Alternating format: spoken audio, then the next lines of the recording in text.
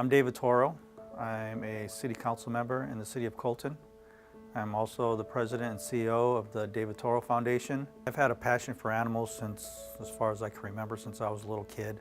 Wanting to get a dog and getting a dog. I think I've had a dog since I was 4 or 5 years old. I've instilled that in my kids. My kids love animals. My daughter started volunteering with some rescues at PetSmart to help get their pets adopted out.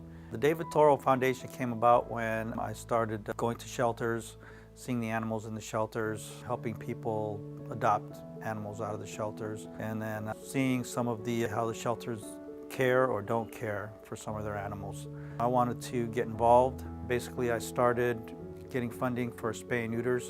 My idea is if we can spay and neuter animals and prevent unwanted births, that's that many more animals that are left loose out on the street to fend for themselves, get picked up by animal control, wind up in the shelter, and at some point possibly get euthanized. For me, spay and neuter is a major solution to the problem that we're having with overpopulation of animals in the shelter. No loose dogs in Colton. Every day they pick up animals off the street, they wind up in the shelter.